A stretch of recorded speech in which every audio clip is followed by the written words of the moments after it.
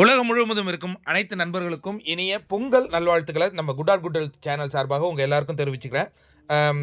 இன்னைக்கு நம்ம என்ன பார்க்க போகிறோம் அப்படிங்கிறத விட 2 என்ட்ரி இருந்ததுங்க. அந்த 2 என்ட்ரியினுடைய நிலை, அதாவது நீங்கள் ஒரு இடத்துல இருக்கீங்க அப்படின்னா அதில் நீங்கள் நேர்மையாக உண்மையாக இருந்துடணும். நேர்மையாக உண்மையானா உங்களுக்கு அந்த இடத்துல நீங்கள் நடிக்கிறீங்க, இல்லை நீங்கள் இருக்கிறது நீங்களே இல்லை, அது வேற ஒரு நபராக இருக்கிறீங்க, இந்த கேமுக்காக உங்களை மாற்றிக்கிறீங்க அப்படின்னா அந்த ரீஎன்ட்ரியாக நீங்கள் உள்ளே வரும் பொழுது நீங்கள் ஃபேஸ் பண்ணுற விஷயங்கள் எப்படி இருக்குங்கிறத ரொம்ப அழகாக நமக்கு காட்டிய நாள் அப்படின்னா இந்த நாள் நம்ம கண்டிப்பாக சொல்லலாம். இன்னைய நாள் கெஸ்ட்டாக 2 நபர்கள் உள்ள நுழைந்த அந்த காட்சிகளை பார்த்தோம். ஒன்று பார்த்தீங்கன்னா ரா அண்ட் ரியலாக இருந்தது. அது வினோத்தினுடைய என்ட்ரி.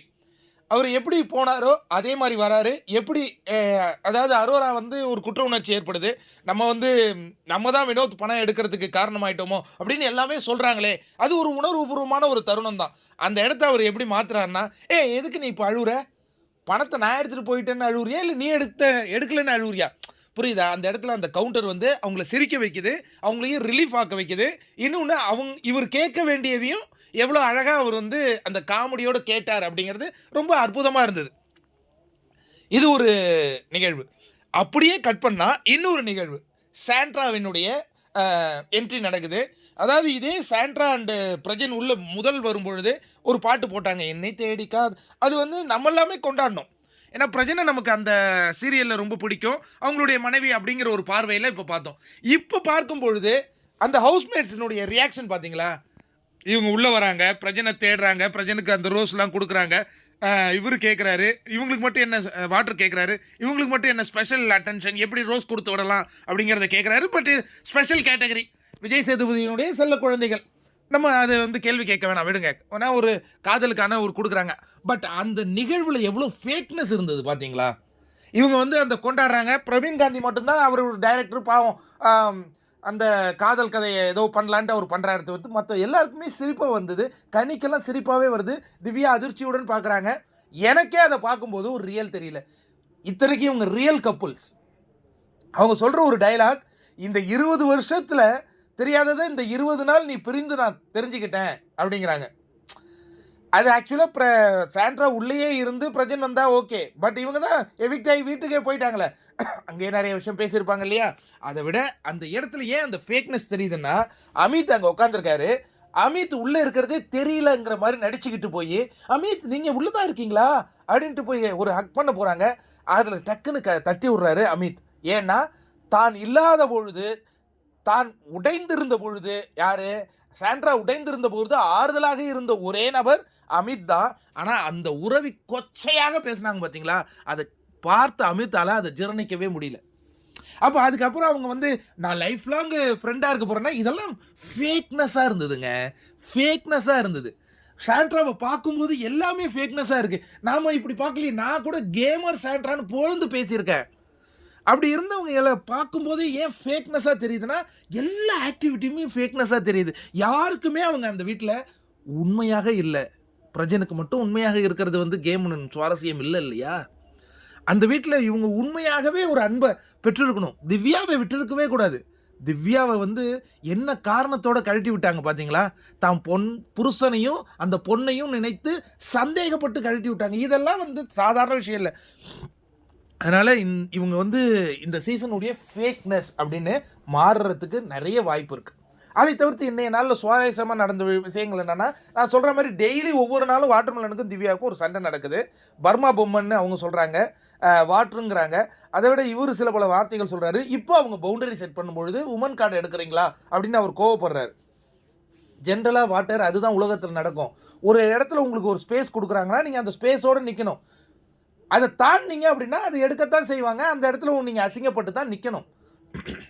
நீங்கள் போய் திவ்யாவை நான் கல்யாணம் பண்ணிக்கிறேன், திவ்யா உன்னை காதலிக்கிறேன், திவ்யாவை மடியில் படுக்கிறேன்னா, சரி ஏதோ கெஸ்ட்டாக வந்திருக்கிறான் அப்படின்னு அட்ஜஸ்ட் பண்ணிட்டு போயிருக்கலாம். அதை நீங்கள் ஓவர் அட்வான்டேஜ் எடுக்கும்போது அது உங்களுக்கு பிரச்சனையை கண்டிப்பாக தரும் மாட்டார் அப்படிங்கிறது தான் இந்த இடத்துல. அடுத்தது சிலர் பேசுகிறாங்க, இந்த போகி பண்டிகையை முன்னிட்டு எதையெல்லாம் கொளுத்தணும், எதையெல்லாம் நம்ம வந்து அர்ப்பணித்து வச்சுக்கணும் அப்படிங்கிற மாதிரி. கெமி கோவப்பட்டு நான் பெருசாக பார்க்கவே இல்லையப்பா. கெமி கோவத்தை கொடுத்தணுங்கிறாங்க. பிரவீன்ராஜனுடைய அந்த சுடுக்குத்தன் டிசிஷன் எடுக்கிற அந்த தனத்தெல்லாம் கொளுத்தணுங்கிறாங்க. இதெல்லாம் பார்க்குறதுக்கு ரொம்ப நல்லாவே இருந்தது. ஒவ்வொருத்தவங்களும் இந்த போகியில சில விஷயங்கள கொளுத்தி தான் ஆகணும், சில விஷயங்கள எடுத்து தான் ஆகணும். இதெல்லாம் வந்து ஒரு நாள் கூத்தாவே நம்ம முடிச்சிடுறோம்ல. அத லைஃப் ஃபுல்லா நீங்க எடுத்துட்டு போனீங்கன்னா அது நல்லாயிருக்கும். ஏன்னா நியூ இயர் அன்னைக்கு வரும்பொழுது ஒரு முடிவு எடுப்போம். நியூ இயருக்கு அடுத்த நாளே அதை மாற்றிப்போம். இதெல்லாம் போயிட்டுருக்கு. அடுத்தது இந்த நிகழ்வு எபிசோடில் இவங்க போட்டு ஒரு விஷயத்தை நமக்கு கன்வே பண்ணுறாங்க. என்ன கன்வே பண்ணியிருக்காங்க அப்படின்னா, திவ்யாவின் ஓட்டுகள் பிஆரால் வந்துகிட்டு இருக்கு அப்படிங்கிறது. ஏன்னா இது வந்து லைவ்ல நடந்த நிகழ்வு, ப்ரொமோவாகவும் போட்டாங்க, எபிசோட்லையும் காட்டுறாங்க. அப்படின்னா இந்த சந்தேகம் கண்டிப்பாக இருக்குது, எனக்கு கண்டிப்பாக இருக்குது. இந்த 4 வரில் திவ்யா ஜெயிக்கணும்னு நினைக்கிற நானே இந்த ஓட்டு அன்அஃபிஷியல் பார்க்குறேன்ல, அதில் எனக்கு இப்போ கூட உடன்பாடே கிடையாது. 50%க்கு மேலே திவ்யாவுக்கு ஓட்டு போடுறாங்க அப்படிங்கிறத என்னால் கண்டிப்பாக நம்பவே முடியாது. ஏன்னா திவ்யாவின் ப்ரெசன்ட் இந்த கேமுக்காக அப்படிங்கிறது கண்டிப்பாக கிடையவே கிடையாது.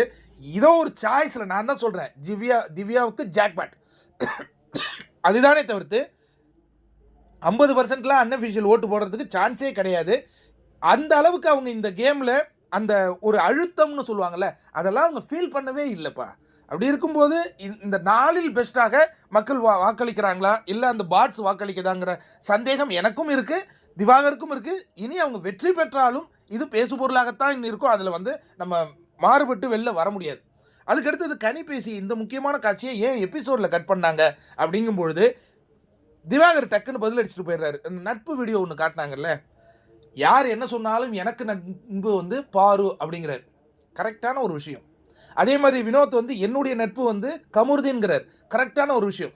அதே மாதிரி அமித்தினுடைய உண்மையான ஃப்ரெண்ட் யார் தெரியுமா? கானா வினோத் இல்லை. இவர் கானா வினோத்னு சொல்லிட்டு இருக்காரு. ஒருவேளை அந்த ஃபேம் அவருக்கு இருக்குங்கிறதுனால சொல்கிறாரோ. அது வந்து நீங்கள் ஒரு நட்பை பின்னாடி ஓடுற மாதிரி இருக்குது. உங்களுக்கு உண்மையான நட்பு யார் தெரியுமா? பாரு தான். நாங்கள் பார்த்த விஷயத்தில் நான் சொல்கிறேன்.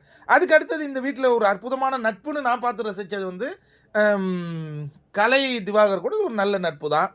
அதுக்கு அடுத்தது வந்து வியானா சுபிக்ஷா நல்ல நட்பு. ஆனால் வியானாவை வந்து சுபிக்ஷா அந்த நாய் குறைக்கிற பாட்டெல்லாம் பாடி காட்டினது இது நட்பு இல்லை, வெஞ்சன்ஸ். சுபிக்ஷாவுக்கு வெஞ்சன்ஸ் இருக்குது. எஃப்ஜே அண்டு யார் சபரி அவங்க ஒரு பிரதர் பாண்டு, அதெல்லாம் நல்லா தான் இருக்குது.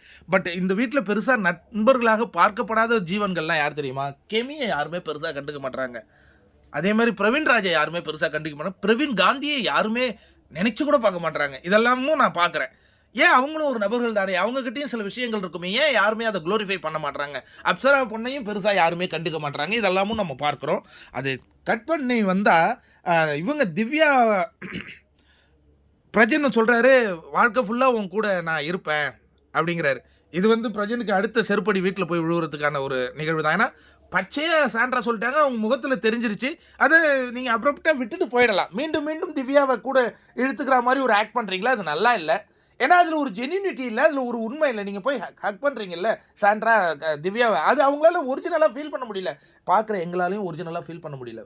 ஃபீல் பண்ணுறதை மட்டும்தான் ரசிப்போம், இல்லைன்னா திணிக்கிற மாதிரி இருக்கும். திணிப்பதை எப்போதுமே நம்ம ரசிக்கவே மாட்டோம் அப்படிங்கிறது இந்த நிகழ்வுலேருந்து நம்ம கண்டிப்பாக நினச்சி சொல்லிக்கலாம். அடுத்த ஒரு ஏவி போட்டிருந்தாங்க, நட்பு ஏவி, ரொம்ப அற்புதமாக இருந்தது, நிகழ்ச்சியாக இருந்தது. நான் கூட பாருக்கு ஒரு சின்ன ஏவி போட்டிருக்கேன். அது வந்து இன்ஸ்டாகிராமில் பாருங்கள். அதுக்கான லிங்க் நான் இங்கே வைக்கிறேன், டிஸ்கிரிப்ஷனில் லிங்க் வச்சுருக்கேன், அதை பாருங்கள். நான் முன்னாடியே சொன்னது போல் அந்த ஃபைனலிஸ்ட்டுக்கு ஏவி போடும்போது ஒரு அற்புத ஏவியை நான் உருவாக்கிக்கிட்டு இருக்கேன்னு அதையும் நம்ம கண்டிப்பாக பார்ப்போம்.